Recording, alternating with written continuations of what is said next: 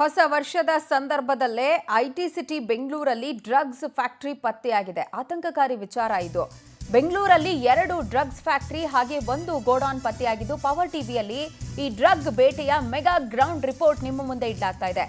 ಮಹಾರಾಷ್ಟ್ರದ ಪೊಲೀಸರು ದಾಳಿ ಮಾಡಿ 55 ಕೋಟಿ ರೂಪಾಯಿ ಮೌಲ್ಯದ ಡ್ರಗ್ಸ್ ಜಪ್ತಿ ಮಾಡಿದ್ದಾರೆ. 55 ಕೋಟಿ ಅಂದ್ರೆ ನಾವು ಇಮ್ಯಾಜಿನ್ ಮಾಡ್ಕೊಳ್ಬಹುದು ಎಷ್ಟು ದೊಡ್ಡ ಮಟ್ಟದಲ್ಲಿ ಸ್ಟೋರ್ ಮಾಡಲಾಗಿತ್ತು ಡ್ರಗ್ಸ್ ಇದೆ ಅಂತ ಹೇಳಿ. ಬಾಗಲೂರು ಕೊತ್ತನೂರು ವ್ಯಾಪ್ತಿಯಲ್ಲಿ ಈ ಡ್ರಗ್ಸ್ ತಯಾರಿಕಾ ಫ್ಯಾಕ್ಟರಿ ಎಗ್ಗಿಲ್ಲದೆ ಕಾರ್ಯನಿರ್ವಹಿಸ್ತಾ ಇತ್ತು.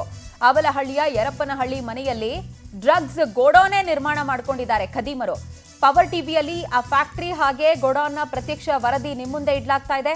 ಬೆಳಗಾವಿ ಮೂಲದ ಪ್ರಶಾಂತ್ ಯಲ್ಲಪ್ಪ ಪಾಟೀಲ್ ಇದೇ ವಿಚಾರಕ್ಕೆ ಸಂಬಂಧಪಟ್ಟಂತೆ ಅರೆಸ್ಟ್ ಆಗಿದ್ರೆ ಯೋಗಿ ರಾಜ್ಕುಮಾರ್, ನಯನ್ ಪವಾರ್ ಕಿಂಗ್ ಪಿನ್ಗಳು ಅಂತ ಹೇಳಿ ಗೊತ್ತಾಗ್ತಾ ಇದೆ. ದೇಶದ ಅನೇಕ ಕಡೆ ಡ್ರಗ್ಸ್ ಫ್ಯಾಕ್ಟರಿಯನ್ನ ಈ ದಂಧೆಕೋರರು ನಡೆಸ್ತಾ ಇದ್ದಾರೆ. ಸದ್ಯ 4 ಬಂಧಿಸಿ ಕಿಂಗ್ ಪಿನ್ಗಳಿಗೋಸ್ಕರ ANTF ಅಂದ್ರೆ ಆಂಟಿ ನಾರ್ಕೋಟಿಕ್ ಫೋರ್ಸ್ ಹುಡುಕಾಟವನ್ನ ನಡೆಸ್ತಾ ಇರುವಂತಹ ಡೀಟೇಲ್ಸ್. ಒಂದು ದೊಡ್ಡ ಮಟ್ಟದ ಗೋಡೌನ್ ಇಟ್ಕೊಂಡು 55 ಕೋಟಿ ಮೌಲ್ಯದ ಡ್ರಗ್ಸ್ ಅಲ್ಲಿ ಸ್ಟಾಕ್ ಮಾಡಿದ್ರು ಅಂತ ಹೇಳಿದ್ರೆ ಬೆಂಗಳೂರಿನಿಂದಾನೇ ರಾಜ್ಯ ಹಾಗೆ ಹೊರ ರಾಜ್ಯಗಳಿಗೆ ಡ್ರಗ್ಸ್ ಸಪ್ಲೈ ಆಗ್ತಿತ್ತಾ ಅನ್ನುವಂತ ಪ್ರಶ್ನೆ ಕೂಡ ಹೇಳುತ್ತೆ.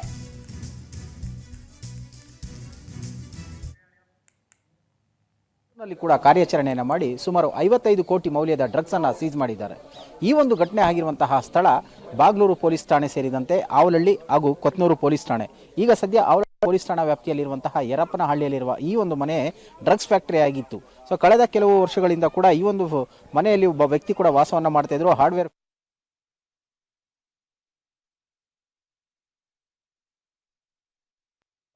ಡ್ರಗ್ಸ್ ಫ್ಯಾಕ್ಟರಿಗಳನ್ನ ಸೀಸ್ ಮಾಡಿದ್ದಾರೆ. ಸದ್ಯ ಇದು 2ನೇ ಪ್ಲೇಸ್ ಆಗಿರುವಂತದ್ದು ಕೊತ್ತನೂರು ಪೊಲೀಸ್ ಠಾಣಾ ವ್ಯಾಪ್ತಿಯಲ್ಲಿರುವಂತಹ ಈ ಒಂದು ಮಾವಿನ ತೋಪೇನಿದೆ. ಇದರಲ್ಲಿ ಕೂಡ ಡ್ರಗ್ಸ್ ಅನ್ನ ತಯಾರು ಮಾಡ್ತಾ ಇದ್ದಂತದ್ದು ಕೂಡ ಗೊತ್ತಾಗಿರುವಂತದ್ದು. ಯಾಕಂತ ಹೇಳಿದ್ರೆ ಈ ಒಂದು ಜಾಗವನ್ನು ಆಯ್ಕೆ ಮಾಡಿಕೊಳ್ಳಕ್ಕೆ ಪ್ರಮುಖ ಕಾರಣ ಅಂದ್ರೆ ಬೆಂಗಳೂರಿನ ಹೊರವಲಯದಲ್ಲಿರುವಂತದ್ದು. ಇಲ್ಲಿಗೆ ಕೂಡ ಯಾವುದೇ ರೀತಿಯಾದಂತಹ ಜನಸಂಪರ್ಕ ಕೂಡ ಕಡಿಮೆ ಇರುತ್ತೆ.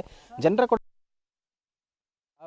ಪೊಲೀಸರು ಬೆಂಗಳೂರಿನಲ್ಲಿ ತಯಾರಾಗ್ತಾ ಇದ್ದಂತಹ ಡ್ರಗ್ಸ್ ಫ್ಯಾಕ್ಟರಿಗಳ ಮೇಲೆ ದಾಳಿಯನ್ನು ಮಾಡಿದರು. ದಾಳಿಯ ಸಂದರ್ಭದಲ್ಲಿ ಸುಮಾರು 56 ಕೋಟಿ ಮೌಲ್ಯದ ಡ್ರಗ್ಸ್ ಅನ್ನು ಕೂಡ ಸೀಸ್ ಮಾಡಿದ್ದಾರೆ. ಸದ್ಯ ಈಗಾಗಲೇ ಬೆಂಗಳೂರಿನಲ್ಲಿ ಇದ್ದಂತಹ 3 ಪ್ರದೇಶಗಳೇನಿದೆ ಆ 3 ಪ್ರದೇಶಗಳಲ್ಲೂ ಕೂಡ ದಾಳಿಯನ್ನು ಮಾಡ್ತಾರೆ. ಆ ದಾಳಿ ಮಾಡಿದಂತಹ ಸಂದರ್ಭಗಳಲ್ಲಿ ಡ್ರಗ್ಸ್ ಅನ್ನು ಹೇಗೆ ತಯಾರಿಸ್ತಾ ಇದ್ರು, ಅದಕ್ಕೆ ಬಳಸ್ತಾ ಇದ್ದಂತಹ ಉಪಕರಣಗಳು ಏನೇನು ಅನ್ನೋದ್ರ ಬಗ್ಗೆ ಕೂಡ ಮಾಹಿತಿಯನ್ನು ಪಡೆದುಕೊಂಡಿದ್ರು.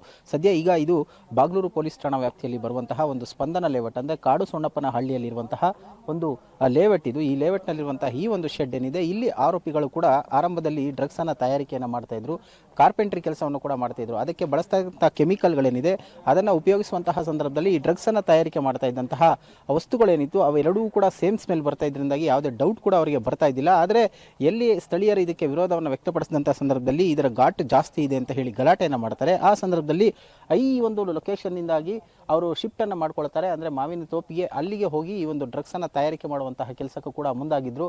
ಸೊ ಒಂದು ಬೆಳಗಾವಿಯ ಒಂದು ಆರೋಪಿಯನ್ನು ವಶಕ್ಕೆ ಪಡೆದಂತಹ ಸಂದರ್ಭದಲ್ಲಿ ಈ ಒಂದು ಲಿಂಕ್ ಸಿಗುತ್ತೆ. ಅದೇ ಆಧಾರದ ಮೇಲೆ ದಾಳಿ ಮಾಡಿದಂತಹ ವೇಳೆಯಲ್ಲಿ ಆರೋಪಿಗಳನ್ನು ವಶಕ್ಕೆ ಪಡಿತಾರೆ. ಮೊದಲಿಗೆ ಇಲ್ಲಿ ಬಂದು ಅವರು ವಾಸವನ್ನು ಮಾಡ್ತಾ ಇರ್ತಾರೆ ಅನ್ನೋಂಥದ್ದು ಕೂಡ ಗೊತ್ತಾಗುತ್ತೆ. ಅದಕ್ಕೆ ಸಂಬಂಧಪಟ್ಟಂತೆ ಕೂಡ ಆರೋಪಿಗಳನ್ನು ವಶಕ್ಕೆ ಪಡೆದಿರುವಂಥದ್ದು. ಇದರಲ್ಲಿ ಪ್ರಮುಖ ಆರೋಪಿಯಾಗಿರುವಂತಹ ಓರ್ವನನ್ನು ಕೂಡ ಈಗ ಸದ್ಯ ಪೊಲೀಸರು ವಶಕ್ಕೆ ಪಡೆದಿರುವಂಥದ್ದು. ಆದರೆ ಈ ಒಂದು ಬಿಸ್ನೆಸ್ ಅನ್ನೇ ಮಾಡಿಕೊಂಡಿದ್ದಂತಹ ಈ ಪ್ರಮುಖ ಕಿಂಗ್ ಪಿನ್ಗಳೇನಿದ್ದಾರೆ ರಾಜಸ್ಥಾನ ಮೂಲದವರು, ಅವರು ಎಸ್ಕೇಪ್ ಆಗಿದ್ದಾರೆ. ಅವರಿಗಾಗಿ ಈಗ ಕಾರ್ಯಾಚರಣೆ ಕೂಡ ಮುಂದುವರೆದಿದೆ. ಅವರು ಎಲ್ಲಿದ್ದಾರೆ ಏನನ್ನೋದ್ರ ಬಗ್ಗೆ ಕೂಡ ಈಗ ಪೊಲೀಸರು ತಲಾಶನ್ನ ಮಾಡ್ತಾ ಇರುವಂತದ್ದು. ಬೆಂಗಳೂರಿನ ಈ 3 ಪೊಲೀಸ್ ಸ್ಟೇಷನ್ ಲಿಮಿಟ್ಸ್ಗಳಲ್ಲೂ ಕೂಡ ಈ ರೀತಿಯಾದಂತಹ ಒಂದು ದಂಧೆ ನಡೀತಾ ಇದ್ರು ಕೂಡ ಸ್ಥಳೀಯ ಪೊಲೀಸರಿಗೆ ಮಾಹಿತಿ ಇರಲಿಲ್ವಾ ಅನ್ನುವಂತಹ ಪ್ರಶ್ನೆ ಕೂಡ ಕಾಡೋದು ಸಹಜ. ಆದರೆ ಈಗ ಈ ಒಂದು ಘಟನೆಗೆ ಸಂಬಂಧಪಟ್ಟಂತೆ ಗೃಹ ಸಚಿವರು ಕೂಡ ಒಂದು ಹೇಳಿಕೆಯನ್ನು ಕೊಟ್ಟಿದ್ದು. ಅಂದ್ರೆ ನಮ್ಮ ಪೊಲೀಸರು ಕೂಡ ಈ ಕಾರ್ಯಾಚರಣೆಯಲ್ಲಿ ಭಾಗಿಯಾಗಿದ್ದಾರೆ, ಸೋಕೋ ಟೀಮ್ ಕೂಡ ಭೇಟಿಯನ್ನು ಕೊಟ್ಟಿತ್ತು ಅಂತ ಹೇಳಿ.